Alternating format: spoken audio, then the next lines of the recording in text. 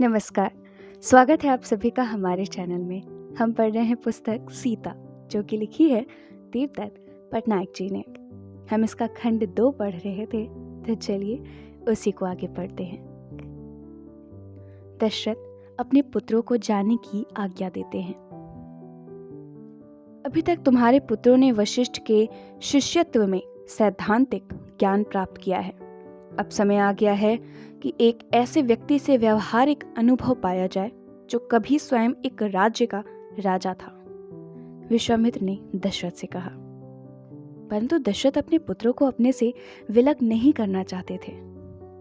वे तो अभी बहुत छोटे हैं। आप इसके बदले मेरी सहायता ले लें। अगर आप कहें तो मैं आपके साथ चलने के लिए प्रस्तुत हूँ। यह क्या मूर्खता है। तुम बहुत बूढ़े हो गए हो और तुम्हारे पुत्रों की आयु हो गई है कि उन्हें राजा बनाया जाए। उन्हें मेरे साथ जाने दो। विश्वामित्र बोले। विश्वामित्र के क्रोध से फड़कते नथुनों से भयभीत होकर दशरथ बोले, तुम्हें केवल 2 ही पुत्रों को आपके साथ जाने की अनुमति दूंगा। 2 पुत्र मेरे पास रहेंगे। विश्वामित्र असुरक्षित पिता को देख मुस्कुराए, जिसे अपने ही पुत्रों की योग्यता पर संदेह था। दशरथ के 2 पुत्र विश्वामित्र के साथ उनके आश्रम की ओर चल दिए। अचानक वे एक दोराहे पर आ गए। विश्वामित्र ने पूछा, हमें किस मार्ग से जाना चाहिए?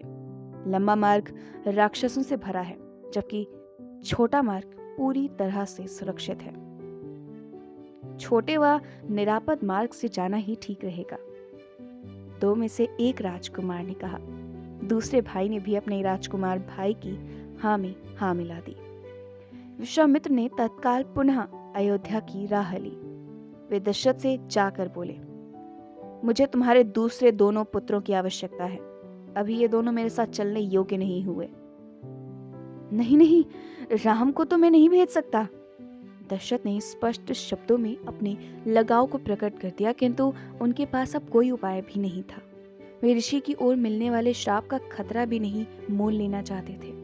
इस प्रकार भरत और शत्रुघ्न उनके पास रुके। राम और लक्ष्मण को विश्वामित्र के साथ भेजा गया। जब विश्वामित्र उसी दोराहे पर पहुंचे तो उन्होंने अपना वही प्रश्न दोहराया, हमें किस मार्ग से जाना चाहिए? लंबा मार्ग राक्षसों से भरा है, जबकि छोटा मार्ग पूरी तरह से सुरक्षित है। राम ने उत्तर दिया, हमें लंबे और असुरक्षित मार्ग से जाना चाहिए। यही यज्ञ का पथ है। लक्ष्मण ने भी यह सुनकर हामी भरी। विश्वामित्र इस उत्तर को सुन प्रसन्न हो उठे। लंबे व सुगठित अंगों, चौड़े कंधों, घने घुंघराले बालों तथा कमल की पंखुड़ियों जैसे नेत्रों वाले किशोर ने उनके भीतर एक नई आशा का संचार किया। क्या वह एक संपूर्ण राजन बनने योग्य था?